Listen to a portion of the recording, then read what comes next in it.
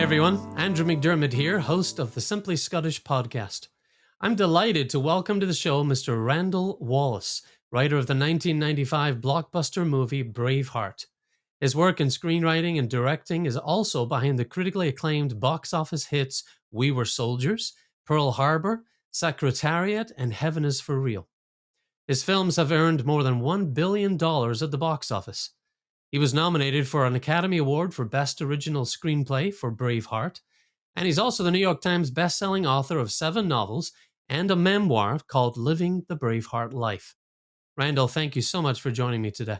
It's great to be with you, Andrew, and I love your whole idea. You're simply Scottish. It's great to get to visit with you in this way. Yes, thank you so much. Well, I want to begin, if we can, at the outset of your career, the story of how you came to write Braveheart and see it come to life as a movie. And I'm sure you've heard this a million times, but Braveheart had a huge impact on me as a young Scotsman. I believe I was 16 years old when the movie came out in 1995. And here I was just trying to figure out how to be a Scottish immigrant, learning the ropes, being an American, and also trying to hold on to what I had left behind and figure out what it was I'd left behind. And then all of a sudden I go to the movies in the summer of 95 and I watch the story of Sir William Wallace come to life. And tears streaming down my face. And I was working at the movie theater at the time. So when the movie came out, I got to dress up like Wallace and put paint on my face and just really go at it and have fun with the folks that came to see it. And it was an amazing experience. And it really ignited a fire in me that still burns brightly, and is the reason I do Simply Scottish. It just gave me an amazing opportunity to become Scottish and realize what that really meant. So before we go any further, I just wanted to thank you for your efforts in bringing this story to life. Wow, Andrew, that's a divine story. That's incredible. And if you've got pictures of yourself, and surely there are some of you, then I would love to see them. So please send them on. I will. It's, I think one of the things that really rattles around in my head about what you just said is that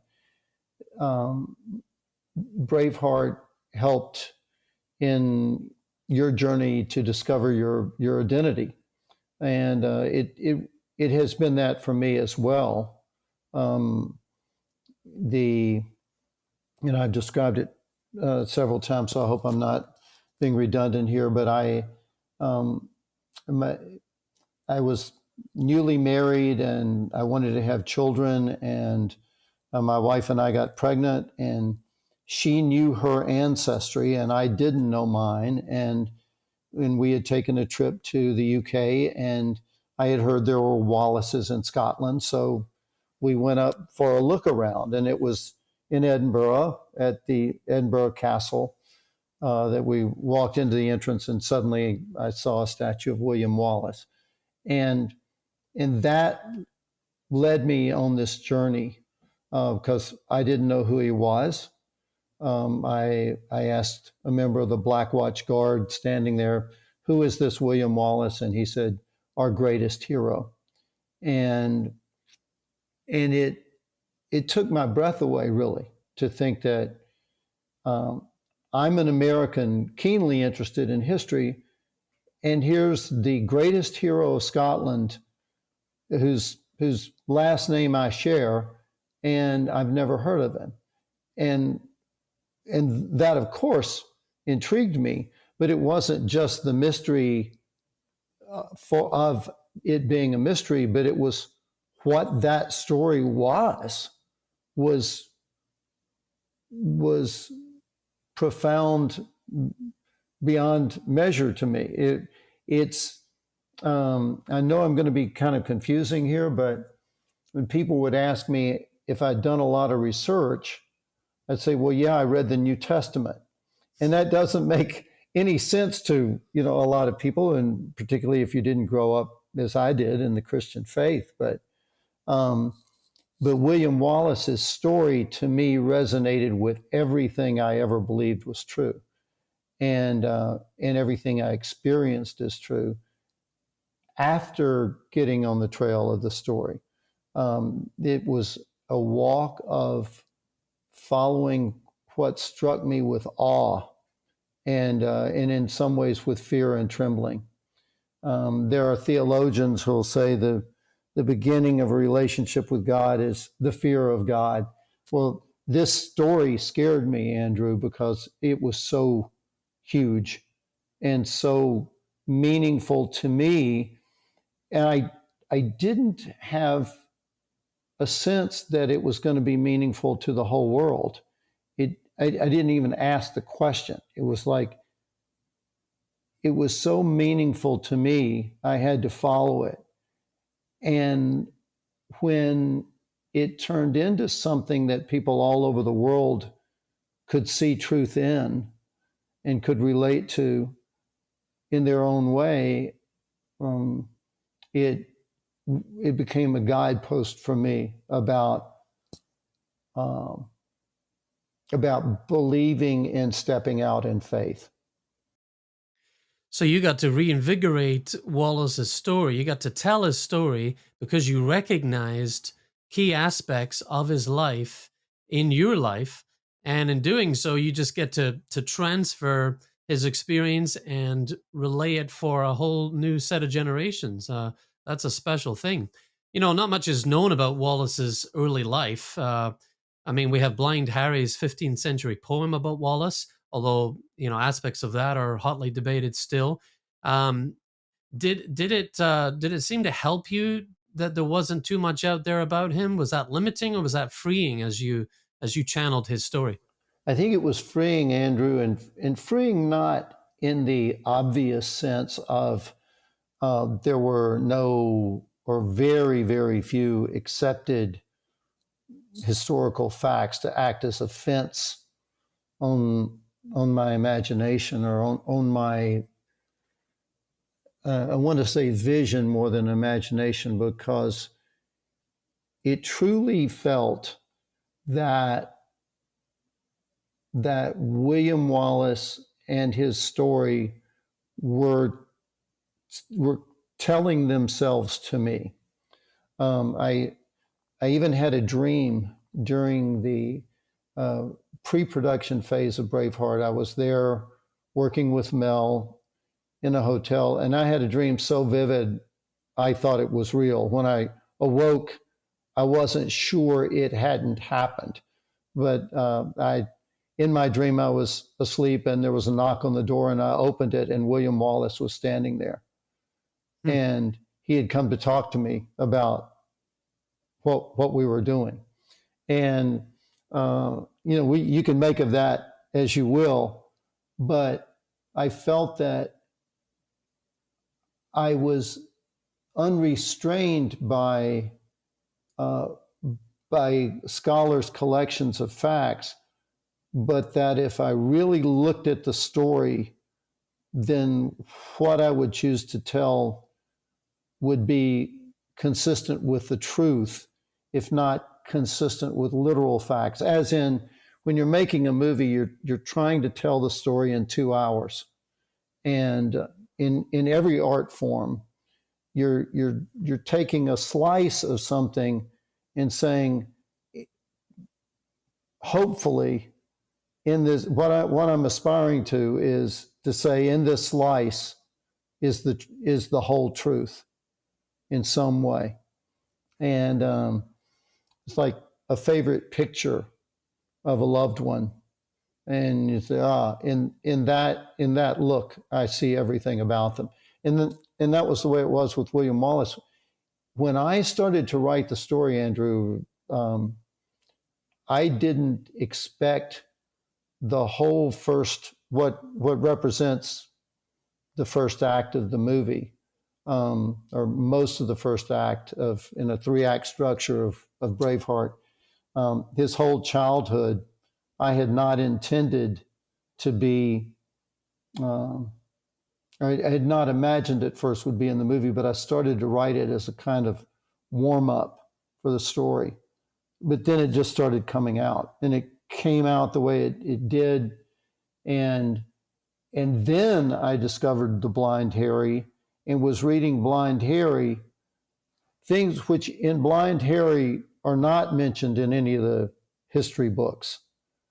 But they were in my screenplay before I had read Blind Harry. And that really scared me. I mean, that shook me up. That got my attention. Like, how did he imagine or see a certain situation that I also imagined and saw? Even if we, see Blind Harry as a kind of screenwriter of the 1500s who went around pretending to be blind when he wasn't. None of that's relevant to me. What's relevant is in that story you go, whoa.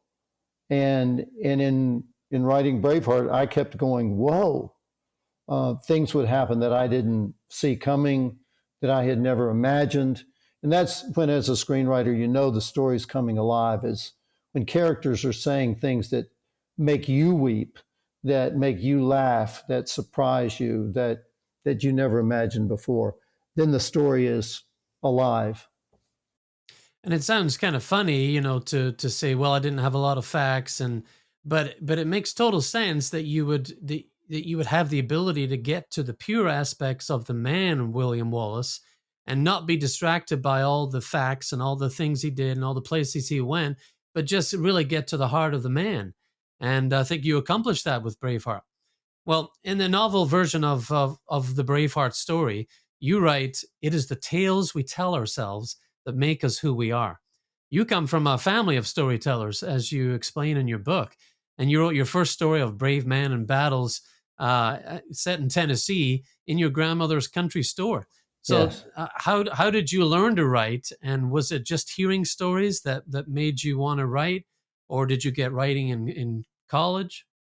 It was hearing stories that made me want to write, and finding that I felt so involved and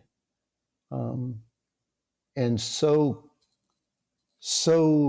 near the truth, I think is the way I'd put it, when I would hear my father or mother or grandmother or my elders tell stories, or even hear stories in school. And the stories captured me with such power. And then I related, and it wasn't, I hasten to say, not just in what we think of as traditional narrative, but stories like listening to Ode to Joy, and listening to great hymns sung in church with the organ thundering. The feeling that I got then was like the feeling I got listening to stories. It was all something of transcendence and power. And then I just found that I enjoyed telling stories. And when I was writing them, I felt peculiarly alive. And so when I got to school and started to study writing formally, I had the experience, which I suppose is good for any student, of saying, what I have learned in studying formally is that this is not something that you can formally learn. It's studying other people's writing as a student can inform you of certain things, but it doesn't tell you how to get out and do it. That's another level of things. And you had quite a bit of practice telling stories. You've written songs. You early in your career worked in television, and you had a lot of practice telling those stories. And you also got those stories from your father and your mother and just people around you in your family in your community. So it Yes. sounds like you absorbed a lot of stories, and that gave you the ability to tell them well. Um, well, after Braveheart, and we'll come back to Braveheart when I talk about this awesome book, but after that movie, you went on to write and or direct several box office hits. You got to work with Mel Gibson again in 2002 as We Were Soldiers. That's the story of the first major battle of the American phase of the Vietnam War. And at one point, Lieutenant Colonel Hal Moore is asked, "What do you think about being a soldier and a father?" And his response, I think, was pretty cool. Well, he would hope that doing well at one would make him good at the other. Can you speak to that? I know you fathers and warriors figure a lot into your storytelling. Why is it important to show these aspects of life on the big screen? I think that the I don't know of any other relationship in life that's as important as fathers and sons. It's not to say they're more important than mothers and daughters or fathers and mothers, but the father-son relationship is sacred and profound and the greatest adventure I could ever imagine. And I hadn't even imagined it when I realized I wanted to be a father. I just realized I wanted to be a father. I didn't know how great a journey it would be when I took the first steps, but I think we pass on um, we pass on our greatest loves and our deepest values in that relationship. Um, it's it's fascinating to me, Andrew, that you quote that line from We Were Soldiers. I watched We Were Soldiers again for the first time in maybe 20 years, just a few nights ago. Some of my friends from Pepperdine, I live in Malibu, and Pepperdine University is there, and it's a great university. And these young men who are leaders there, young leaders of that university, asked me to come to watch We Were Soldiers with them. And that line resonated so powerfully with me um, because I will find that there are times when my work will take me away from my family, and that's intensely painful, and it's dangerous. I know people in my profession and of course in many others, but you'll see an enormously successful father, and his sons will be deeply troubled, and uh, and not that we can avoid being troubled in life, but one of the things that I would tell myself is that in in leaving the family in order to come back, but to leave the family to provide, to show them life, to demonstrate in your best terms what it is to be a man, is one of the best things you can possibly do for your family.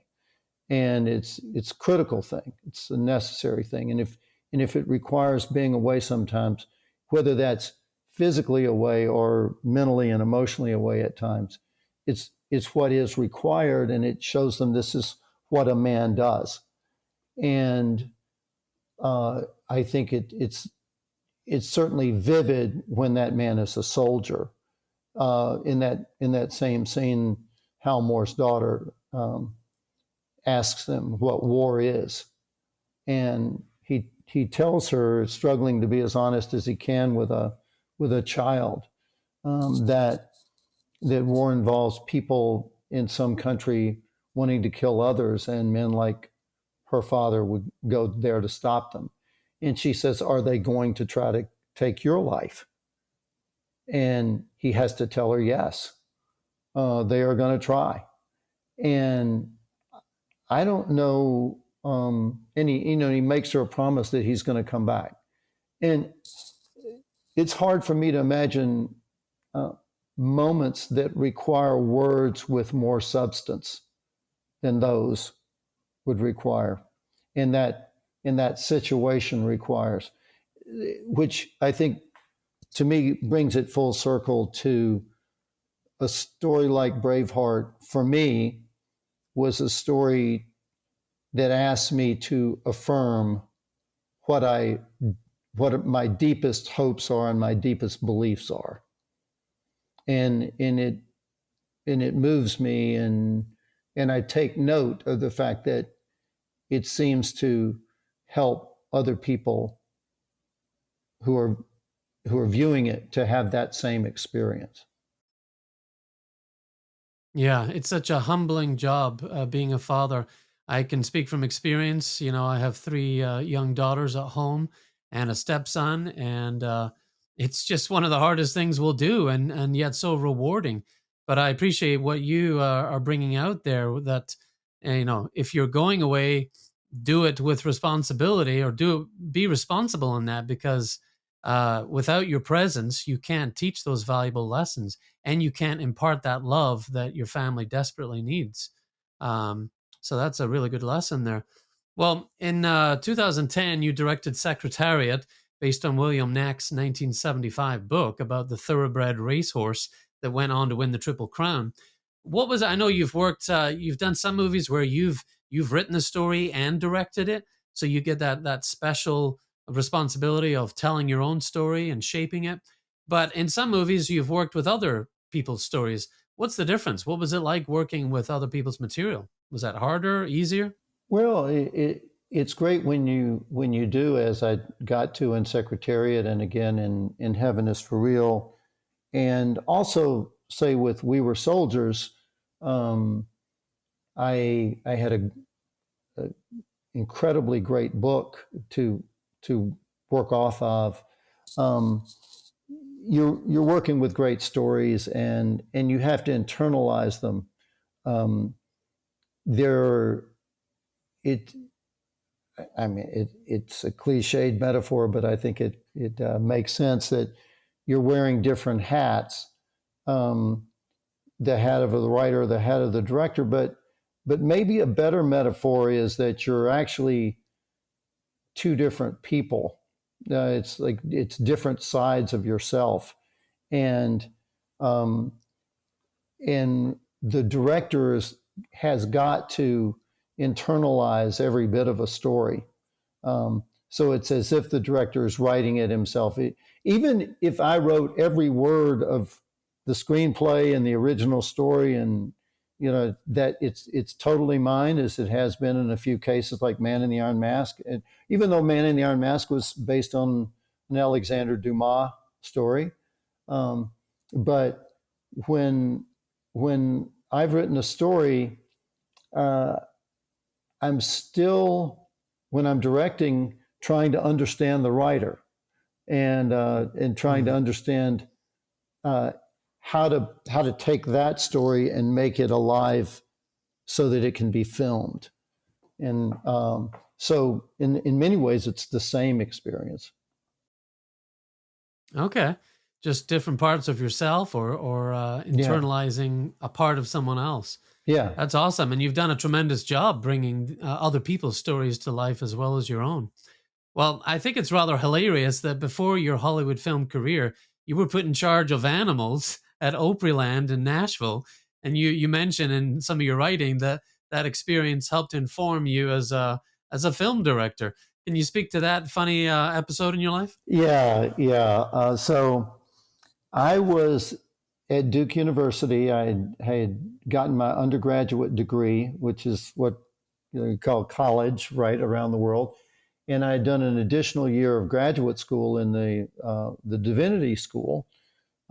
But I had not. I really wanted to explore my writing more than a say a professional call into uh, the Christian ministry. But I had seen an opportunity in Nashville, auditions that they were having for this place called Opryland, and I went and auditioned with an original song that I had written. The song was called "Me and the Dog," and it was about a man who is stuck in a bad relationship, and has to kowtow to his wife's dog, and that's how bad his marriage is. So they found that funny when they were, and I meant it to be funny, when I auditioned with that song, and they offered me a job, a permanent job, as manager of animal shows at this theme park. And in the animal shows, there were barnyard animals trained to play musical instruments. And we had a pig named Pigarachi, and it was really corny, but it was also fabulous experience. It was great fun. The audiences loved it. We had 6,000 to 8,000 people every day come through and watch that show.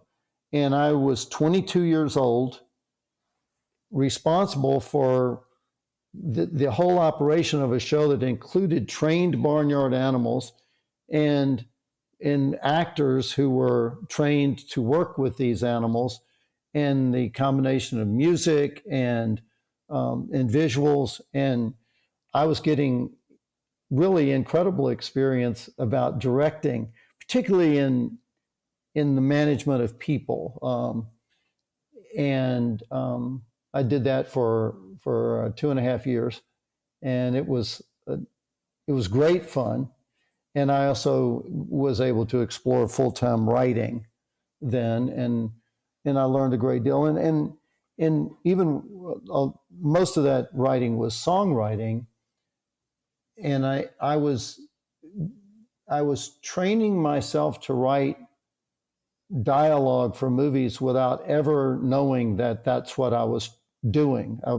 I was just trying to write songs, but song lyrics have to be lyrical and economical, and you're limited maybe 12 to 16 lines in a song. And when I started writing screenplays, writing dialogue was completely natural to me, largely from that experience. Wow. Well, I think it's wonderful that we can look back, and see what God has done, and just the funny stories at the beginning, and just the hilarious ways that God has worked in our lives. And it's just a funny chapter in your life. Makes me think of Sean Connery and how he got his start. His first film, or one of his early films, was Darby O'Gill. Darby O'Gill and the Little People. It was about leprechauns. It was just a funny Irish musical, and guess who was watching that? The producer of the Bond films, Barbara Broccoli. And if he hadn't done that, if he hadn't have, taken that role, then he may never have become Bond. So it's awesome, and that's in keeping with God's story, isn't it? God's economy. He uses broken people. He uses people that haven't a clue what they're doing, and he can bring about amazing things. And I think you testified to that in your stories. Well, I want to talk about this for a little bit. Living the Braveheart life. When I saw this, I thought, oh my gosh, this is amazing, and indeed it is. It's part autobiography. It's part masterclass. In this book, you're telling how Braveheart came to be a reality in your life, how long it took to write it, the story, the journey of bringing it to the screen. And you go on and you tell us how to live that Braveheart life, how to be a father and a teacher and a sage and a warrior and indeed an outlaw. So I think it's an awesome resource that you've put together. How did you decide to do this? Was it just an itch that you had to satisfy? Yes, it was something that I felt people might like. I don't really have a sense that I can judge what people will like. The only way I know to approach that is to ask what I like. And I thought it would be a good experience, a good exploration for me to try to understand not how to tell other people to live a Braveheart life, but to understand what a Braveheart life is for myself. To look at the experiences that I had, the what you were just saying about God's plan and our plan, it rings so true to me that God's plan is better than mine. And I could have never envisioned, could have never sat down and written out a master vision for where my life was going to go, maybe in vague terms, and that's the value of doing something like that, to explore philosophical things. But I really do mean in a concrete sense. I didn't come to Los Angeles with any ambition of being in the movie business, and I didn't realize when I started in the movie business where that was going to lead. Um, and say the first time I said hello to the woman that I married and had children with, and I've got 3 sons, and uh, they I didn't say hello because I was looking to have children. I just said hello because I felt like a good idea at the time, and I'm really Yeah. glad I did. And um, Kenny Chesney is a friend of mine. I don't get to see him very often because he travels so much, but we do a workout together. And Kenny was telling me about. I think he feels in our California group I have a particular appreciation for what he does and what a great country song is, even though I wasn't really a writer of country songs, or at least according to the labels that we use. But he told me about a great country song about a grandfather. I'm glad he had the nerve. It's like, I'm glad my grandfather had the nerve to walk up to my grandmother when he didn't know her, and glad my father had the nerve. And even those men that fought wars, our ancestors that risked their lives and gave us the lives that we have. Yeah. Such an incredible experience. Yeah, and that's part of what we celebrate when we celebrate people's stories and their achievements and experiences is not just what they did, but that they had the nerve to do it. That they stepped forward and did, as a certain Frozen song says, do the next right thing. Yes. They did the next right thing. They did what it took. Well, you've put this together, and you've unpacked some of the things that it means to be a warrior. In Braveheart, young Wallace's uncle Argyle, he becomes a father figure and a teacher to him after he loses his own dad. And you write in this book that we teach and we learn and we seldom know at the time which is which. And I think that's a really good insight. I was a teacher in the classroom for 6 years, and I'll tell you, from the get-go, they were teaching me as much as I was teaching them, and I was learning as I went. Fake it till Yes. you make it kind of idea. I was doing the next right thing, and sooner or later I was just learning the ropes of how to be a teacher. But it's so important to have a teacher and be a teacher to others. Can you speak to that? Oh, wow. Yeah. I mean, I think the greatest teachers are constant students, and that may be part of the greatest lesson that they're imparting, is that they're learning, and they're showing that to their students. I believe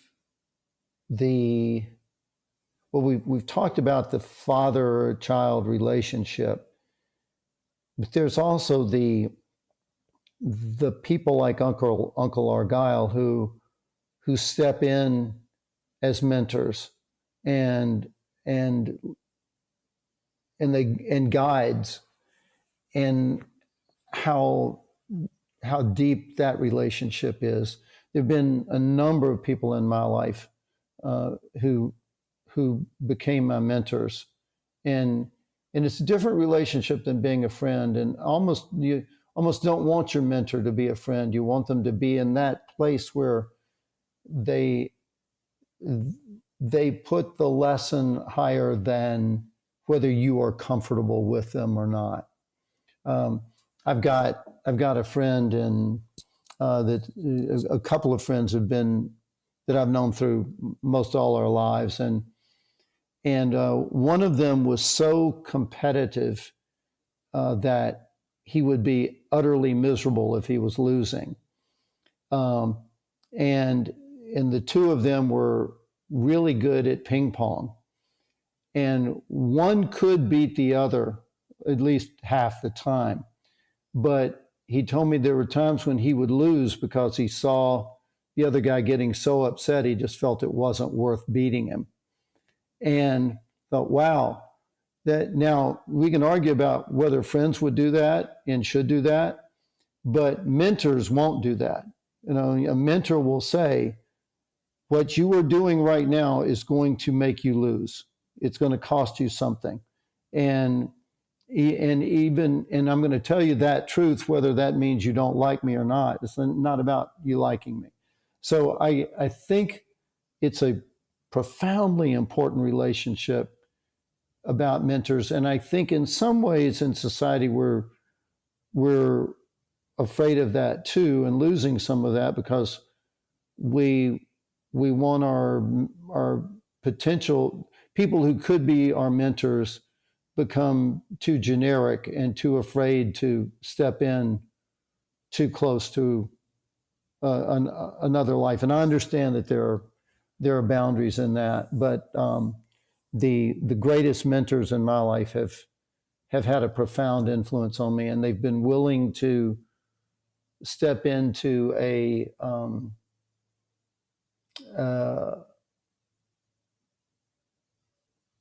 relationship that risks disappointment. That that they become invested enough in you that they do really care whether or not what they've taught you is going to work, and they have to ask themselves, "Is this like?" I used to teach karate in college, and I loved martial arts, and I loved teaching other people how to defend themselves. Um, but when I would have students come in who were truly vulnerable, I would feel this enormous responsibility about teaching them what would actually work and not teach them something that they're willing to pay for, but which in fact um, would be a false premise. I needed to teach them how to save their own lives if necessary, and that required a different level of commitment. Wow. Yeah, friends are wonderful, but that mentoring relationship is so beautiful because it goes beyond friendship. And as you were talking about it, it made me think of the parent responsibility. Quite a similar thing as we're mentoring, as we're raising our kids, we're not their friends. And you start to make mistakes when you want to be their friend and make them feel good and give them everything that you want to give them. You will miss out on the opportunity to really teach them the lessons they need. It's not always what we want, it's what we need. Yeah, So, yeah, especially important to have mentors. And you can tell that Argyle doesn't have, a dying need to do this, but he steps into it nevertheless because he has courage and he sees the need and he loves young Wallace and he fills that role. yes, exactly right. Yeah, He's one of it's my powerful. favorite characters in the in the whole story, and we all need an Uncle Argyle. I'll tell you a quick story.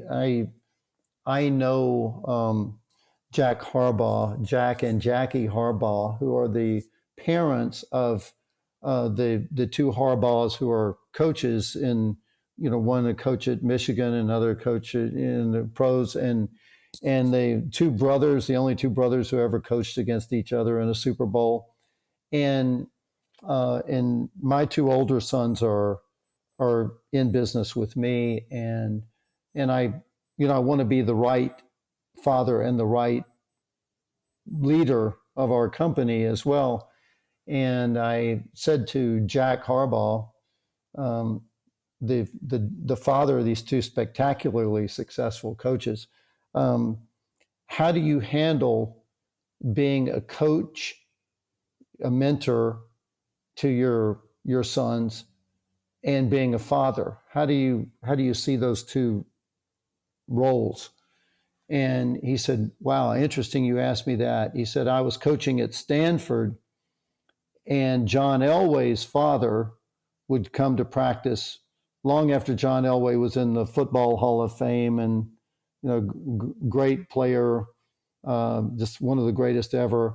And his dad would come back to where his son had played and sit in the stands and watch the practices. So Jack Harbaugh climbed up into the bleachers one day and sat down beside John Elway's father and asked him exactly the same question that I had just asked Jack. And I said, well, so what did he say? And he said, well, Elway's father looked at me and said, you know, in your son's lives, they'll have many mentors, many people to correct them, to challenge them, to drive them forward. They've only got one father. All you do is love them. And okay, that's a beautiful, beautiful thing. Great reminder. But there are also times when we as fathers have to be their mentor. We have to correct them. We have to guide them. I mean, it's right there in the Bible that, you know, to not give your children shape and discipline and boundaries and order is to truly handicap them. So it's that challenge to do something in the most loving possible way. Yeah. And as we are parents, we also have this relationship with God, and we can parent because he's our parent, and he is giving us those lessons, and that gives us the ability to share those with our kids.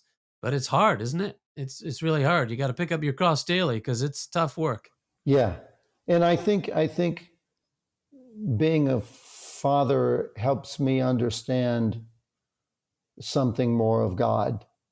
And I believing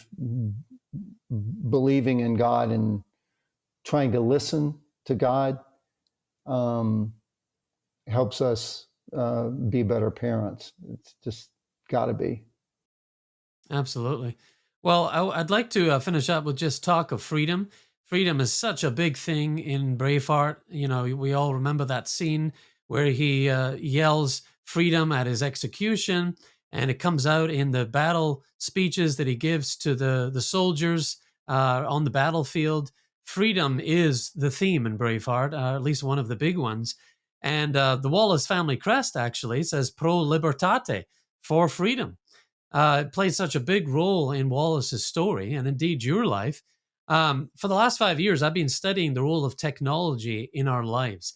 And I came across a French theologian and philosopher of technology named Jacques Ellul. And he was an awesome guy. You know, not only was he a Christian, he loved the Lord, he also wanted to study deeply how technology was impacting us and give people the ability to affirm their freedom in a technological society, which I think we need more now than ever. Well, he wrote a couple things I wanted to share with you. He wrote, the denizen of the technological state of the future will have everything his heart ever desired, except, of course, his freedom. And he also said, when we become conscious of that which determines our life, we attain the highest degree of freedom. Would you agree with those sentiments? How can we affirm our freedom in this digital age that we find ourselves in? Oh, I do agree with the statements, and and that last question is such a great one. The interplay of freedom and responsibility is to me a central aspect of truth. It's freedom to me must be defined. It has to do with a faith, with a willingness to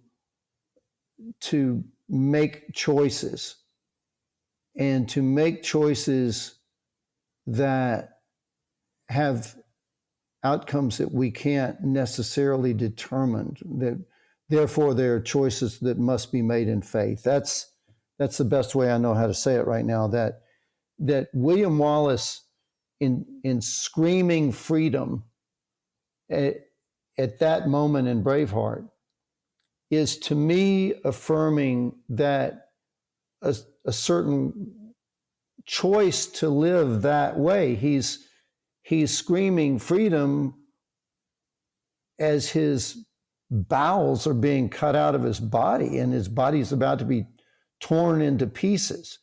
His freedom was his freedom to love the woman that he wanted to love, and to love her even though her physical life has ceased, but he still lives in that love. It's the freedom to have that spirit which is not killed even when his body is pulled into pieces. And that spirit lives again in Robert the Bruce and in the Queen and in Hamish and Stephen and even in the crowd that moments before was screaming for his death. It's that choice. So it's not just freedom meaning an undefined endless opportunity. It's freedom to choose specifically and commit to that mystery. Maybe that sounds like a lot of words, but and it is a lot of words, but that's the way I understand it now, Andrew. Yeah, no, that's a beautiful way to put it. And it's almost like he couldn't say anything else but that, right? Right. And I think it's awesome. And you make me think that, and you remind me that even though he was confined by what the English were doing to his country at the time and confined by the choice that he had to fight, he still felt and experienced that freedom in his life through the choices he made, doing the next right thing, loving freely, and fighting for his country. So even though Scotland wasn't free yet, he was free, right? Because he lived God's purpose in his life and he felt that freedom firsthand. I think Right. that's a beautiful part of the story. There's a verse that you may know well, but I don't actually know where it comes from. I saw it when I would go into Scottish stores that would have, like, you could buy kilt pins that would have your family crest on them and Yeah. things like that. And it's the verse is something like, "From the lonely shieling of the misty isles, mountains divide us and a waste of seas, but still the heart is strong, but still the blood is strong, the heart is Highland, and we in dreams behold the Hebrides." And Yes. and that's what Braveheart became for me. And it also to me points to the deepest truths I know, into heaven. And we were talking about, well, I have friends I love, who would call themselves atheists, and some would call themselves agnostic, or they call themselves by any number of different labels. The thing to me is, when I look at the historical realities, such as C.S. Lewis calling himself an atheist through much of his life, and I think, well, he was trying to give the most honest answer he could. He was trying to live in integrity. And maybe he's saying, I'm an atheist in the sense of the man in the Bible who says to Jesus, I believe, Lord, help my unbelief. Maybe it's a cry to believe. Maybe it's not. But I don't think God has to see us the way we see ourselves. And in fact, I think it's the opposite, that God sees us in ways far beyond the way we see ourselves. So C.S. Lewis saying he's an atheist was a step along his journey toward becoming the champion of the Christian faith. St. Paul was doing what he would have said was exactly what God wanted him to do in hunting down Christians. And it was on the road to do that he became changed. And that's the part that I believe that William Wallace and me writing him that way was affirming in shouting freedom, even when whatever is pulling us apart.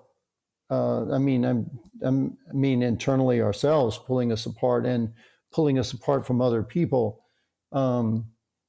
It can be age, it can be addictions, it can be all sorts of things that we would call sin. But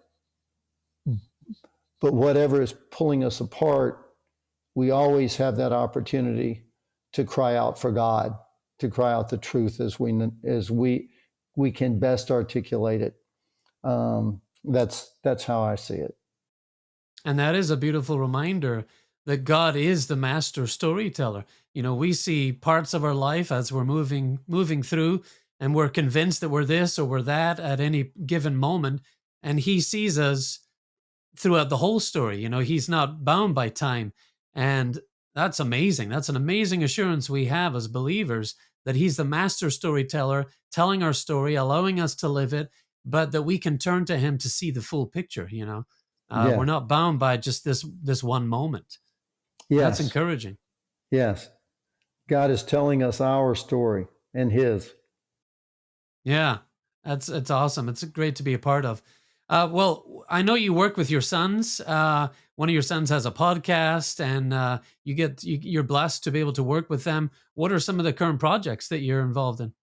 Well, so yes, my son Andrew is doing a great podcast. We have a problem, know an opportunity, and my son Cullen is doing some incredibly exciting things for me in the animation world. He's teamed up with a brilliant owner of an animation company, and I'm super excited to see what they do. I've been working a lot with music, and posting some of the hymns on YouTube. I did one called "Praise Ye the Lord," and something that I wrote and recorded in my home studio, and I had the sense that what we need to do in the face of so much fear is actually celebrate and be grateful. So I've been doing that. I've lately been writing. I've got several projects in various forms ready to go. One that I'm really eager to do with Henry Cavill, called "Love and Honor," based on one of my books, and I've been doing a project called "The Swiss Guard" about the men who guard the Pope, and I'm currently writing the story of Hannibal. So in the ancient world, so got a whole lot of things to stay busy doing. That's awesome. Yeah, those projects sound wonderful. I'm looking forward to seeing more results from that. Well, Randall, once again, I will thank you for your work in allowing Braveheart to come out of you, that awesome story. I want to thank you for reminiscing and sharing the lessons of it in this awesome book, and just for your time today, just unpacking the experiences of storytelling and the creative life and living out God's purpose. It's an amazing journey you've had, and I'm proud to be able to share it with my listeners and viewers. Thank you so much, Andrew. God bless you, brother, and I'll see you down the road. Thank you. Thank you, Randall. Bye. Bye-bye.